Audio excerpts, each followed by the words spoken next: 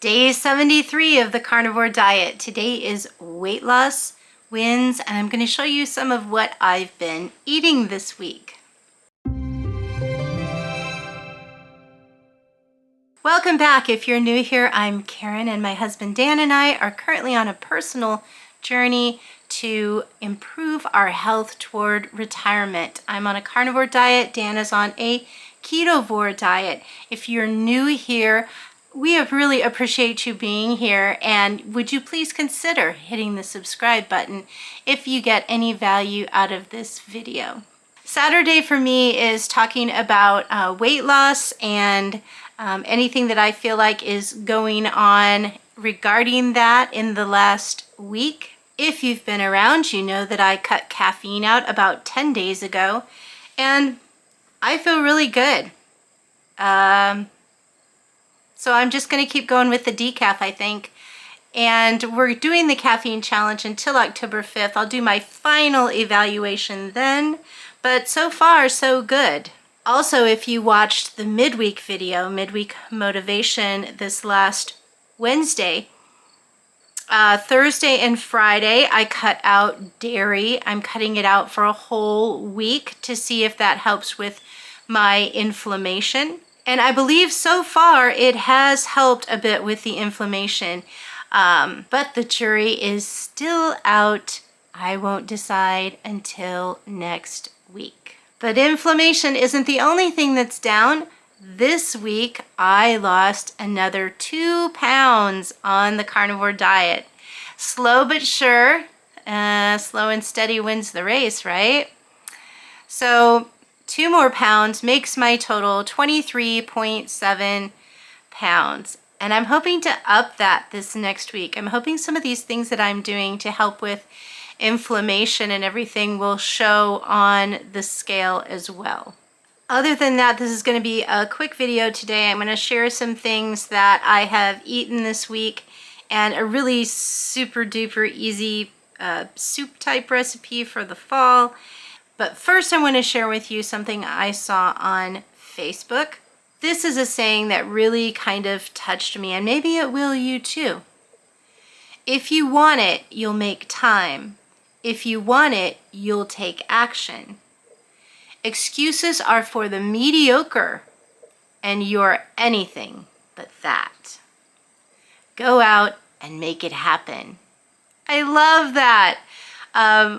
I feel like if you are on the carnivore diet or you are currently also working on your personal health, you are not the average person. The average person doesn't really dive and dig into that very much. So you already are not mediocre. So keep going and make the best of every day that you have. Now, let me show you some of the things that I've been eating this week. Last Sunday, I put on the smoker some racks of St. Louis ribs, and man, were they delish. So smoked ribs last weekend. I've eaten more steak this week than I normally have. I have a couple of pictures of charcoal steak with butter, and then also T-bone steak. Now, someone made a comment, don't eat burnt steak because it's not good for you. And I think maybe you saw some pictures of my steak that looked like they were burnt, but they're not burnt. I use a spice blend that has charcoal in it, and so that makes them look dark. So my steaks aren't burnt. They're absolutely delicious. And yesterday while I was at work, I stuck a roast in the crock pot because I wanted to collect a lot of the beef broth and stuff like that along with the roast so that I could cut up the roast and make kind of a little beef type soup. Coming up on fall, I'm trying to think about more recipes like easy soups that can be made that still fit on this diet. So we cut up the beef, and there was some broth, but not a ton of broth. So I added a carton of bone broth to it, 32-ounce carton of bone broth. Now, what I found with the beef broth and the bone broth in the store, you need to be careful. You need to read the label. There was literally one in 1 out of 3 stores that are available for us for groceries in my town. There was one store that had one product that I would eat. And this was the, can you see it? The organic bone broth by Full Circle Market. This one has organic beef stock, less than 2% of sea salt, organic beef fat, and it does say organic caramel color. I don't know how organic caramel color can be or what that is, but that's the only kind of iffy ingredient on there.